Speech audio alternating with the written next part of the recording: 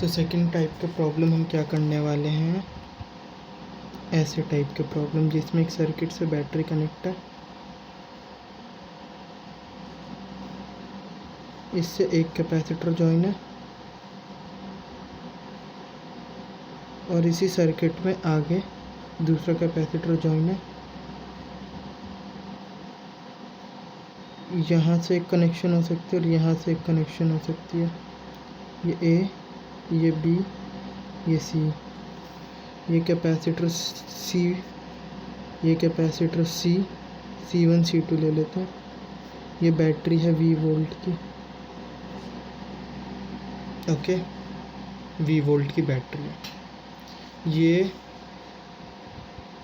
ओडिशा 2019 का क्वेश्चन है।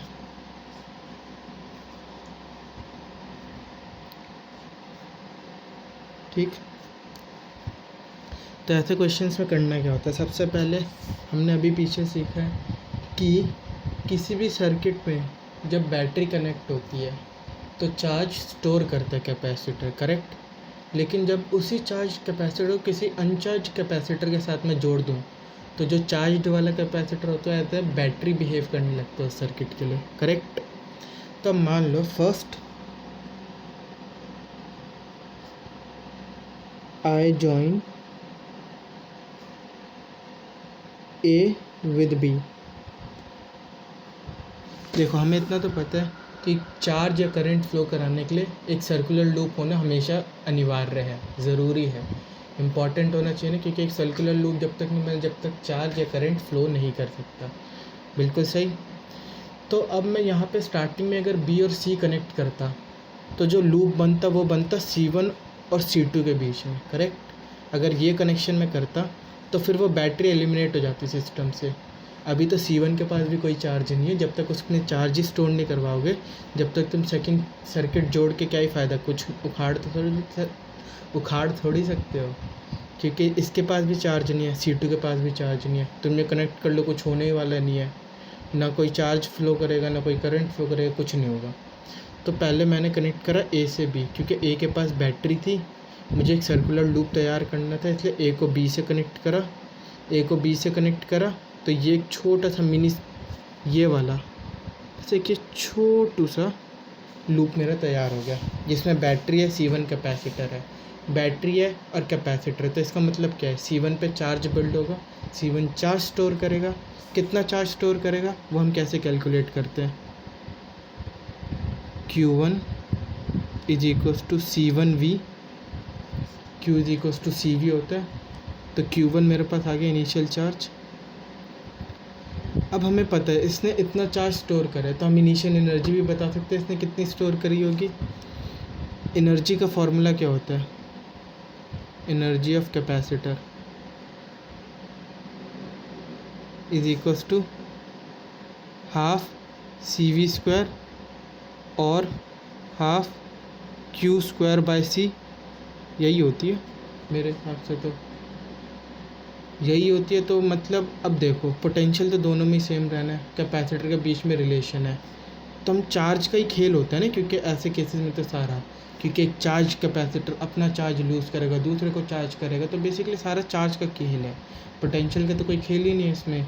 तो हमें ये बेसिकली चार्ज वाली इक्वेशन की यूज़ करना पड़ेगा, करेक्ट। तो मैं यूज़ कर सकता हूँ half Q1 square by C1। ये आगे मेरे पास इनिशियल एनर्जी जो कि बैटरी की वजह से, इस बैटरी की वजह से C1 कैपेसिटर में स्टोर हुई थी, पहला सर्किट जब हमने ज्वाइन कर रखा था A और B को, करेक्ट। अब मैं दूसरा काम क्या करता हूँ, अब मैं करता हूँ A और B को डिस्कनेक्ट। तो यहाँ लिखते हैं now A and B disconnect.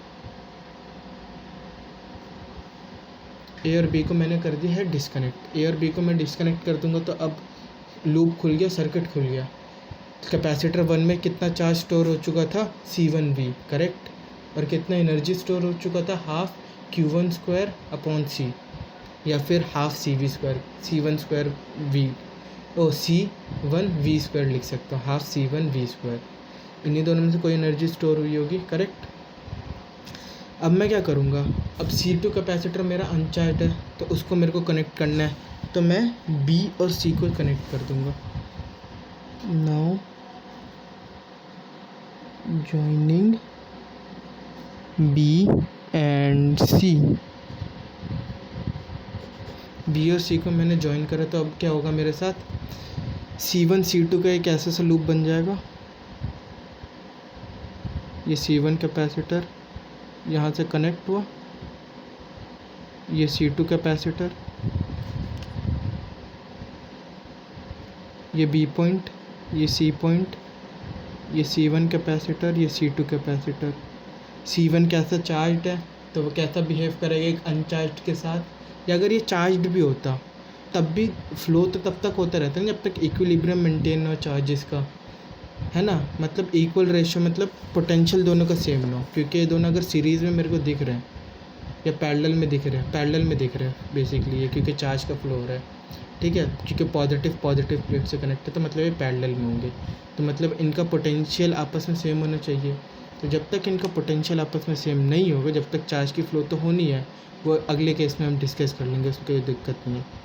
तो ये एक चार्ज कैपेसिटर एक अनचार्ज के साथ कनेक्ट हुआ तो फ्लो ऑफ करंट होगा, करेक्ट। ये पॉजिटिव प्लेट, ये नेगेटिव प्लेट, करेक्ट। ये पॉजिटिव प्लेट से यहाँ पॉजिटिव चार्ज डेवलप होगा और ये नेगेटिव प्लेट से यहाँ नेगेटिव चार्ज डेवलप होगा, करेक्ट।